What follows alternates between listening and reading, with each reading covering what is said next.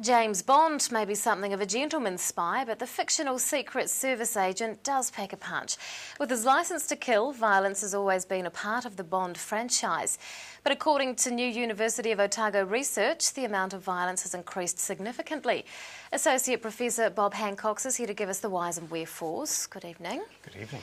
Now, your research set out to test a hypothesis that popular movies are becoming more violent. Where did that hypothesis come from? Well, we had a distinguished visitor called Victor Strasberger from America who came over a few years ago, and we were discussing the issues of movie violence or media violence in general, and whether, a popular question is whether the media have got more violent.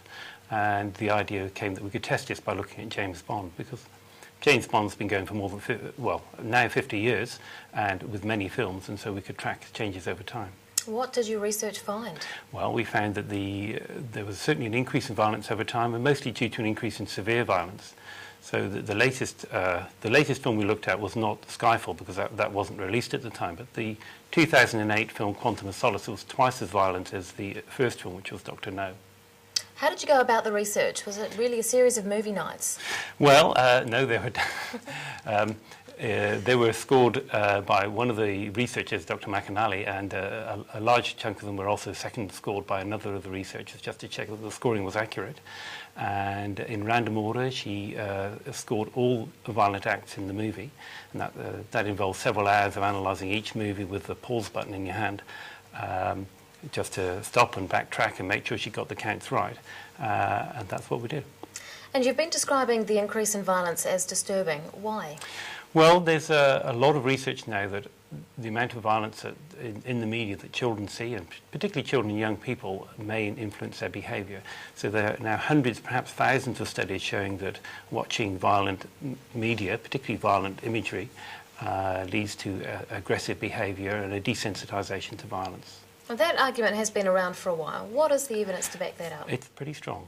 It's, like I say, there's now more than 1,000 studies have been done on media and violence, and the overwhelming evidence is that it does actually affect behaviour. So you are saying that more children are committing violent acts?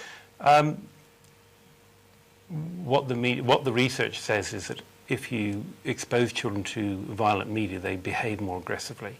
And there is some evidence in the long term that the children who watch a lot of violent stuff on the television or in movies will be more likely to commit violent acts later on. Now, considering your research, what would you like to see done about the issue? I think awareness of the high rates of violence in the media is important, because if we're not aware of it, we can't do anything about it. I think it would be useful for society to think about whether we need to regulate movies more, and maybe increase the ratings on movies to take violence into account. I think individual parents and families need to think carefully about what their kids are watching. Will you be taking your research to the media, maybe the movie industry or anything like that? Well, it's certainly in the media at the moment. I think it's probably unlikely that the movie industry will change what they do without some pressure from other people. Are you a James Bond fan? It's growing on me. Have you seen all the movies? I have now, yes. Oh, good stuff. From the University of Otago, Professor Bob Hancox, Associate Professor, in fact. Thanks very much for your time. Thank you very much.